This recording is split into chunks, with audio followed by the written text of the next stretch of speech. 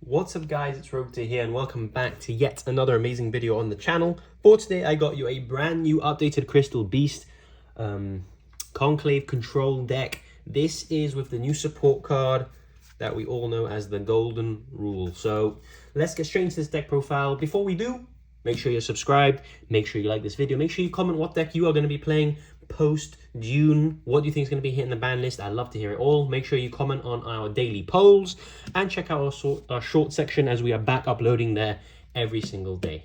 So without any further ado, let's start off this amazing deck profile. I still play him. I think he's a very good consistency piece. We have Triple Crystal Master. He's primarily my first normal summon. Remember, in Crystal Beast you get 2 normal summons. And I forgot to say in the intro, a lot of people probably aren't going to like this deck profile. I know that a lot of them have been focused on the combo version of this deck, which I think is absolutely great. Play that if you want. I just don't think there's a profile out there that's really showing an updated Conclave Control version of the deck, which is what I sort of wanted to address here. So Triple Crystal Master, don't know what it does, you normal summon him, you then tribute this card, add a crystal spell or trap from your deck, or you can place them in the Pendulum Scales and have your Crystal Beast monsters that they are now untargetable with card effects. So really, really nice, and I play 3 of him. Moving on to another 3 of course, it's Triple Crystal Beast Sapphire Pegasus. Main guy, equips from the deck, from the hand, from the graveyard, not once per turn. This guy's your main guy. You're going to spam him out to the field. You're going to be setting a lot of Crystal Beasts. You're going to be special summoning Ruby Carbuncle, and then you're going to be getting a lot of free bodies and making plays that way. For our big Crystal Beasts, we have 2 Crystal Beast Rainbow Dragon. I think 2 is fine. You could argue play 3, and you could potentially cut a card and play 3. I needed to increase the number of Crystal Beasts that were settable from my last profile. I think last time I had about 5. Now we're running a bit of a heavier package. We're playing an extra Crystal Beast, and we could potentially be playing an extra Rainbow Dragon if you feel the need to play more. So we have 1 Crystal Beast Cobalt Eagle, which is the addition from last profile. Remember that Golden Rule does set 2 into the spell and trap zone, so we do need to have names available to be able to do that. We play the 1 Ruby Carbuncle, could arguably play 2. Amazing effect. You're going to be summoning it from the graveyard usually with the new Golden Rule.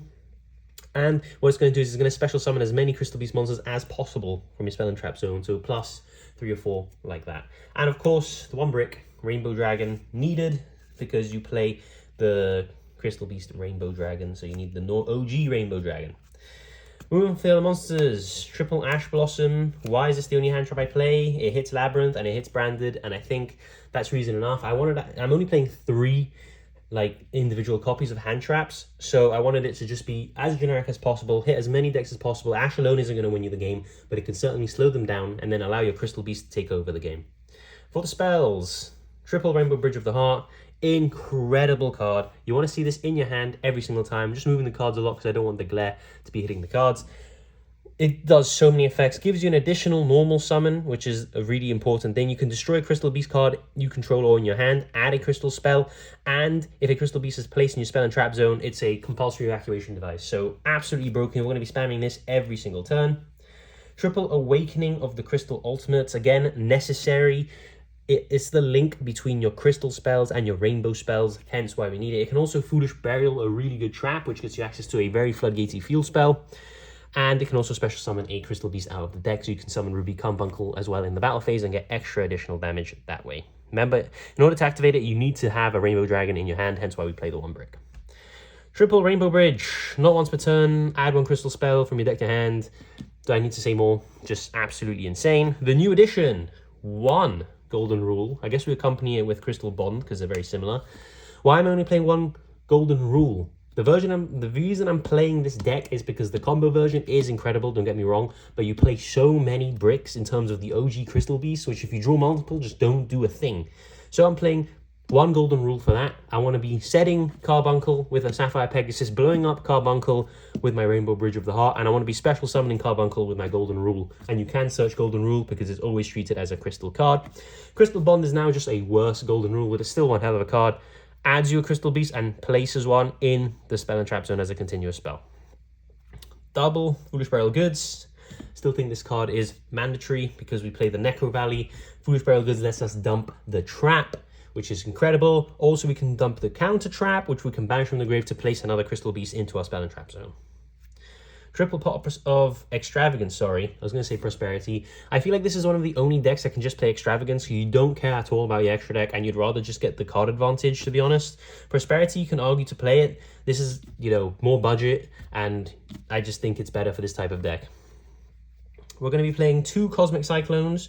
I just think it's valuable to have Spell and Trap removal in this format, and that's the reason I'm playing it. Those 2 spots left, I'm like Spell and Trap removal all the way. You have a decent matchup into back row anyway, because you're going to be able to bounce the trap cards on the end phase with your Conclave and with your Rainbow Bridge of the Heart, but you also have Cosmic Cyclone, so that's extra addition. You can also just negate spell or traps or monster effects with Crystal Miracle. It's an Omni Negate, not once per turn as well, so if you open multiple, you're negating multiple things. All you need to do is control a Crystal Beast card, and then negate it and place the Crystal Beast card in the Spell and Trap zone. So if you do it, they have a monster in field, they activate something, negate it, place the Crystal Beast. If you have Rainbow Bridge of the Heart, you bounce that monster. So really, really nice. I'd like to say the main card of the deck, triple Crystal Conclave. Basically, it's a compulsory evacuation device, and if a Crystal Beast monster you control leaves by battle or card effect, you can special summon a Crystal Beast monster from your deck, which is always nice to get Carbuncle or the big Rainbow Dragon. You can send this face-up card from the field to the graveyard, target 1 Crystal Beast card you control, so it can be in your Spell and Trap zone, and 1 card on the field, and you return them to the hand. This is crazy. Unfortunately, it does send itself to the graveyard, hence why we have to play 3. But the ability that it gets us, getting back our Spell and Trap, Crystal Beast monsters, basically Pegasus, they normal summon them again next turn, is crazy, while bouncing a card.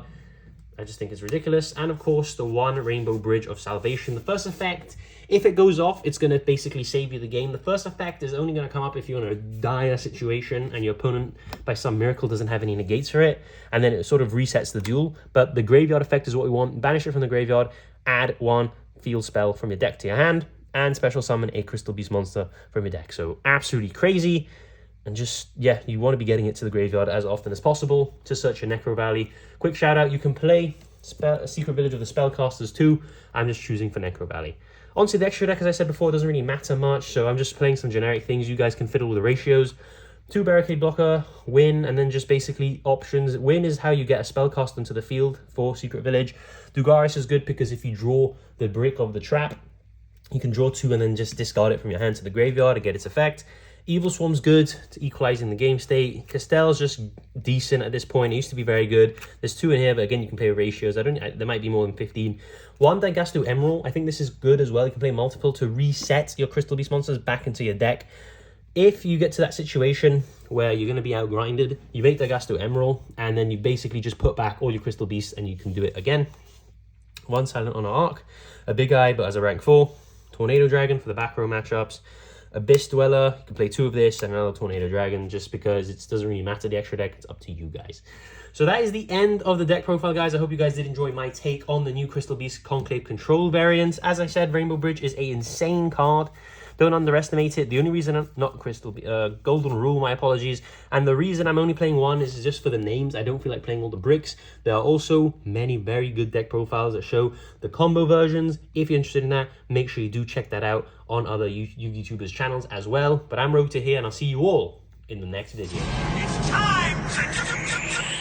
Let's go!